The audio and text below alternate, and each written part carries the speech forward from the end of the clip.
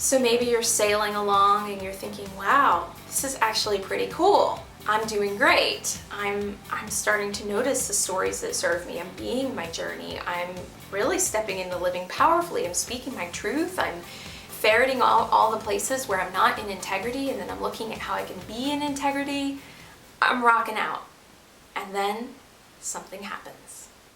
Maybe it's something as simple as a family member who kind of says, "Who do you think you are?" Maybe you start using some more powerful forms of communicating with someone and they don't like it, and they tell you, in fact, that you better stop talking to them like that. And true story, that has actually happened to me. I have attempted to use more respectful communication with someone and was told that's not my language. You know, this is where it gets messy. It gets messy, and I mean messy in a good, delicious kind of this is what life's all about, is sifting through this messy stuff kind of way. It gets messy when we start interacting with the world at large. So what do you do when things get kind of messy? I think that the first place to go to is remembering that you have tools that you can use. You can remember to be your journey. You can remember that it's your integrity that you're committed to, not someone else's. And you can also look at this as an opportunity for healing.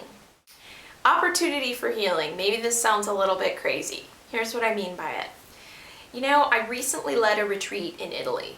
And while I was there, I had an experience with the owners of the villa where my retreat participants were staying, where there was a series of events that did not go so well.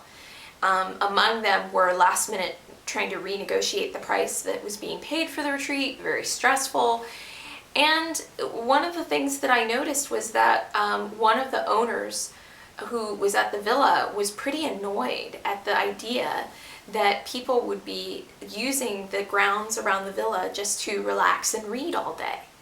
They had a judgment that if you're in Italy, you should be out on foot seeing as much of Italy as you can every single second. And, you know, it was just really interesting to think about how it was that that button was pushed for me, because I have a button inside that gets pushed when someone says that it's not okay to take a break, that there's a way that things should be done and the way things should not be done, and that depending on which way you choose, it shows how hard of a worker you are. I just noticed that I really felt a lot of judgment towards this other person. I started to go into this place of they were wrong, they were bad. I started to feel incredibly defensive, and that's the moment where presence counts. Presence matters. Presence matters because without getting present, I then go into a less powerful way of walking the world. I've shared that my life vision is to completely and totally love and accept myself so that I can completely and totally love and accept everyone else and thus facilitate healing in the world. And if I go to a place where I'm upset with the owner of this villa for her judgments about the way she would do things, basically is what she's telling me, if I go into a place where I'm upset with her about that, then I'm really not being any different than when she's judging my people. I mean, for me to judge her is no different than for her to judge my retreat participants. I want us all to notice how this is a no-win game.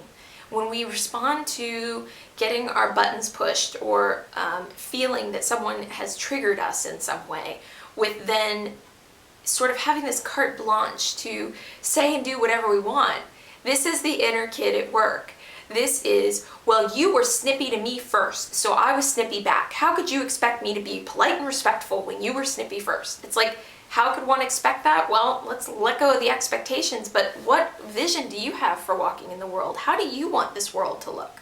What do you want this world to be about for you? Do you want to live in a world where people snap at one another all the time and then they rationalize doing that by saying, well, you started it? Okay, like, let's just take a step back. What do you want to do with your life? Keep the focus on yourself. Maybe the way in which you're feeling triggered or like a button has been pushed has nothing to do with anything that has been directly stated to you. Maybe it's just one of those days and you notice everything's triggering you and everything is pushing your buttons. Take another moment. What needs healing? In this example where I talked about feeling defensive when someone suggested that it would perhaps not be the right choice to spend all day relaxing at a villa, you know, what needs healing? That's about me. That's about my permission that I need to give myself for relaxing all day at a villa in Italy if that's what I want to do.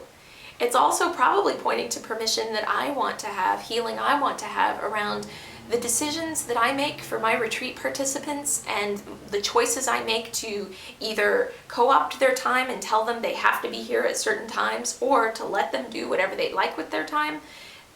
Stepping into more ownership of the fact that I've made a certain decision about how I want to run my retreats and not being defensive about that. So notice all the levels where a button can get pushed and there can be this desire to react, or there can be a desire to see it as an opportunity for healing. The choice in all of this is completely and totally up to you. What kind of world do you want to live in? And who is it going to start with in terms of creating that kind of a world? Are you waiting for somebody else to create it, or are you taking some responsibility for being part of co-creating what you want to see?